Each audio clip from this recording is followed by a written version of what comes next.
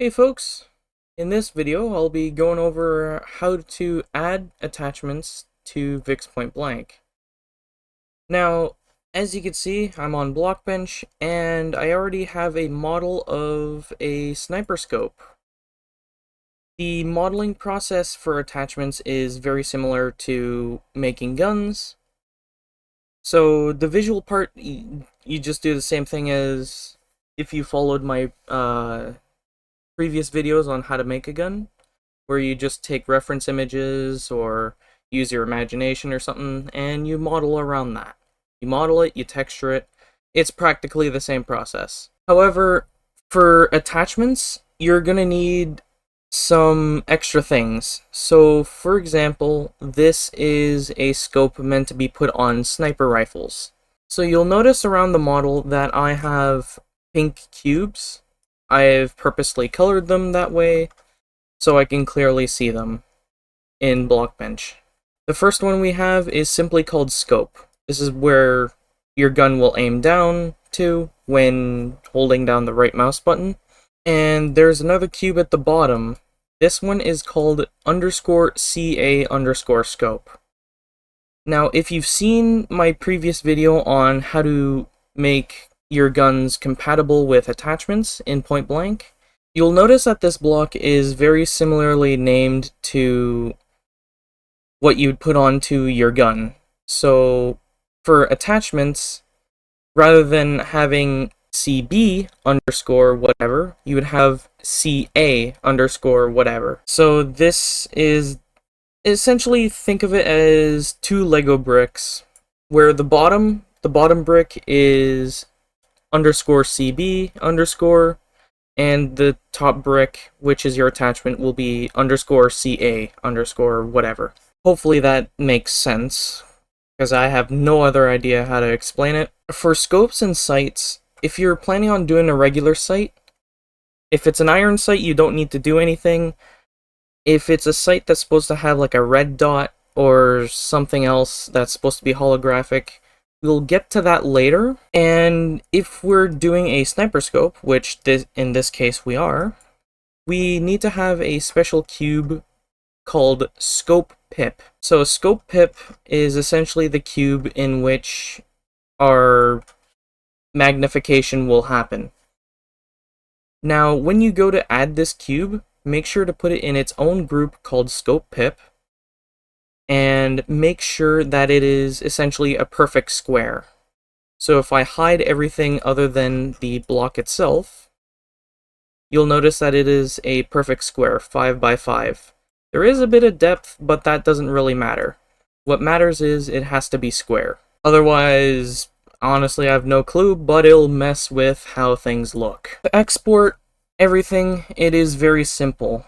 All you have to do is click File, Export Gecko Lib model, and in your content pack folder, you would want to go Assets, Point Blank, Geo, Item, and then whatever name you want to have your scope to have. Blech. Said that wrong, but oh well. So in this case, I'm going to name mine with the prefix of Cyberpunk 2077 _ Gaki. That is the name of the scope. And we're going to hit save. And we're going to do the same with the display data. So the display data is, again, very much the same thing. Export Gecko Lib display settings. And once again, we're going to go Assets, Point Blank, and this time we're going to go to Models Item. And then we're going to give this the naming that we did for the Geo file. So in this case, Gaki, same thing as before, and hit save. And you do the exact same thing for your texture, so we're going to save as our content pack folder, Assets, Point Blank, Textures, Item, and we hit save. Now, unlike the guns, we don't need to screenshot the model for an item icon, because we do not need to do anything with the item, or the item model JSON file. Thank goodness, because that's already enough havoc for doing that with guns. I'm getting sidetracked. Let's get back to what we were doing. So I believe we've already exported everything we need out of Blockbench. However, I do have another model that I want to export. Well, just for an example. And this is a suppressor that I have. So we just previously did a scope. Now I'm going to make an example with a suppressor here. So the model is pretty much the same thing, where you get the reference images, model it, and whatnot. But instead of having CA scope, we have something called CA suppressor on the back. And if you want your suppressor or muzzle brake or whatever muzzle attachment you want to have a muzzle flash, then you add a muzzle flash cube onto the front, just like you did with making a gun. So now we're going to pop over to the items file, or the items folder, to actually add our two models into the game. So right now I'm looking at the item file for the suppressor that I made. I'm going to get back to the scope in a tad bit, but right now I'm just going to show you what a suppressor file might look like. So you have your name, and you'll set it to the internal name that you've set for all your files. So in this case, I have the prefix and then the name of the suppressor. The type, rather than having gun or ammo or miscellaneous, whatever, you want to set it to attachment. Case sensitive, of course, so just make the A capital. And the category. The category for attachments, I'm pretty sure you could set this to whatever you'd like, but for the time being, I'm setting it to muzzle, as it is a default category that Point Blank has. And for the groups, this group's value is an array, so square brackets. And all of these values here are the types of suppressors that this suppressor belongs to. So it belongs to SMGs or handguns, the assault rifles, and the rifle suppressors. Notice how I have SMG muzzle, SMG suppressors, and the same thing for the AR and RF. For some reason in Point Blank, not entirely sure, in order for your suppressor to be compatible with a specific gun type, you'd need to have that class underscore muzzle, and then add the type of muzzle attachment it is. So in this case, I have the muzzle and suppressors in the groups to indicate that this is in fact a suppressor. And yeah, for this case, this suppressor is supposed to fit on any or most guns, not any gun, because there are some exceptions. Shotguns, and there's a certain sniper rifle that doesn't accept this, grenade launchers, those sort of things. Anywho, now for features is also an array. I have two features in this array. The first one is damage. Damage is very simple. It increases or decreases the damage that your gun does, depending on what you set it to. So in this case, I've set it to 1.1. This means that it does 10% extra damage.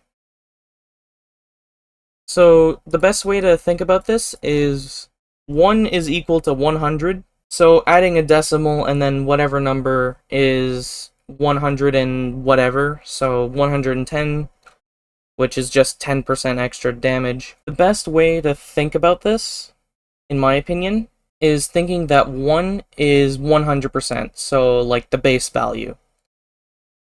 And then you can increase it with a decimal, so 0.1, 0.2, 0.55 or something like that. You could also decrease this value too, so if I wanted this attachment to make the gun deal less damage, I could set the value to, let's say, 0.8. And this would make the gun deal 20% less damage. Because, you know, if you subtract 20 from 100, you get 80. That's 80% damage, which is 20% less than 100.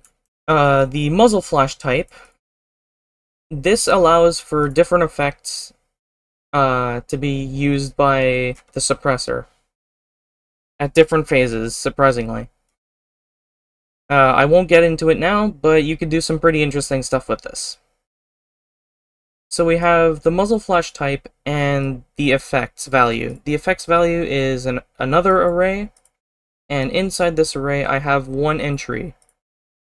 This entry has a phase known as firing, and the name is the name of the muzzle flash effect. So in this case I have the small muzzle flash. It makes sense for a suppressor. Hopefully this bit of an explanation makes sense. Hopefully it does. Anywho. Now on to creating the sniper scope. One thing I did forget to mention is when you're making a sniper scope, if you wanted to create your own site for the scope, you'd have to create it under Textures, GUI, and this is where all of the sniper scope visuals go. But yeah, as you can see, there's all the scopes here. I'm gonna sidetrack a bit here real quick, just to show one thing you might have to do.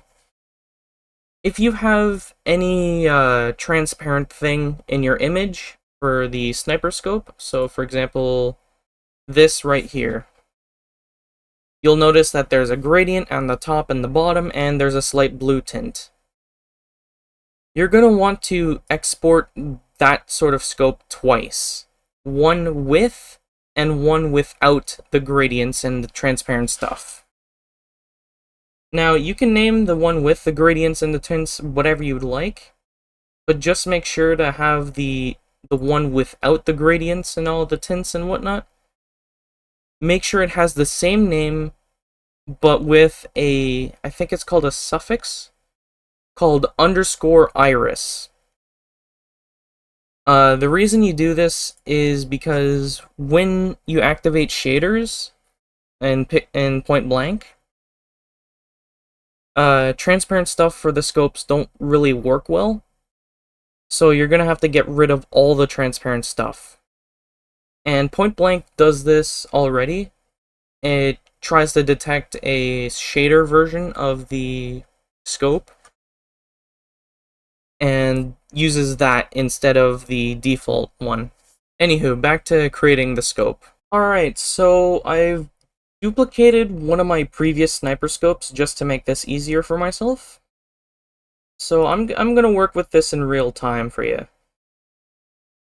So I'm gonna set the name, the prefix, and Gaki. That's the name of the scope. And the groups, you'll notice that I have sniper sights as the first one. That is where the sniper scopes go. I also put it under the sights group, just to make sure. SL8 sights, the Deagle sights, and M16. Just to make it compatible with a bunch of different guns. Because why not? Now, we have the features array, and we have two completely different feature types. So the first one is aiming. Aiming is very simple. This is how much your actual camera zooms in when you aim down the sight. I'm going to make this slightly more zoomy than 0.65. I'm just going to do 0.7. And the second feature type is PIP, or picture-in-picture. So picture-in-picture is basically the scope PIP cube that we set up earlier in our sniper scope model.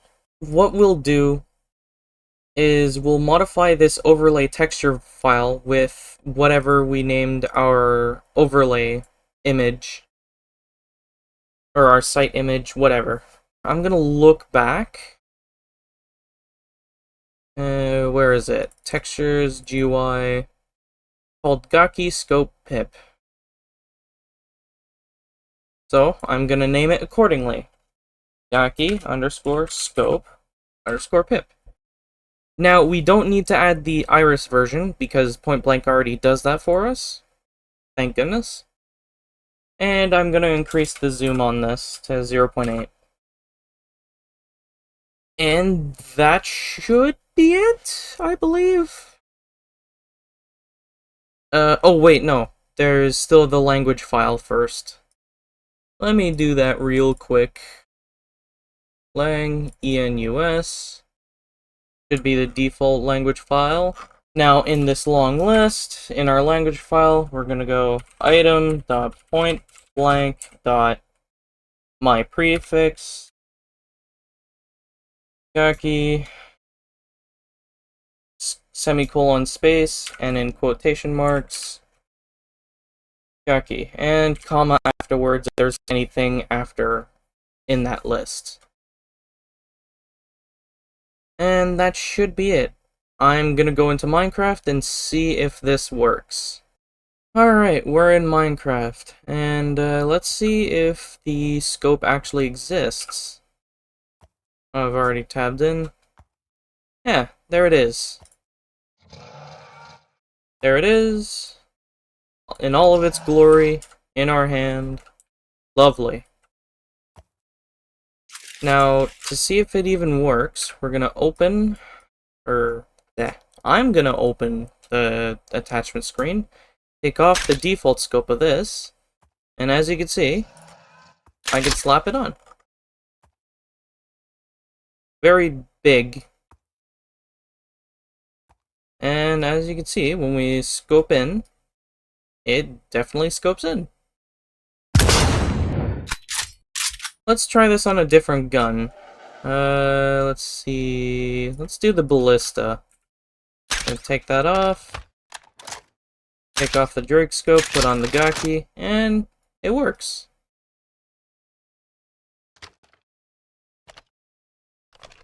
Oh yeah, there's that suppressor too.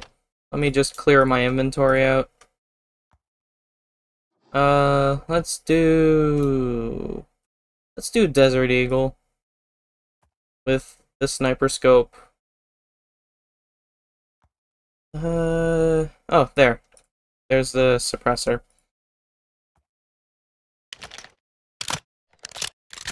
So, if we open the attachment menu again, we can attach our suppressor and the sniper scope on a deagle, because why the hell not?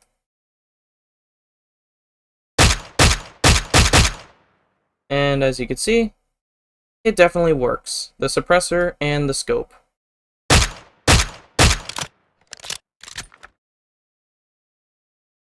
Hopefully this makes sense. Hopefully this whole video made sense on how to make attachments for VIX Point Blank. If you have any questions, or if I didn't explain anything right, just leave a comment below and I'll see if I can answer your questions and whatnot to my best of ability.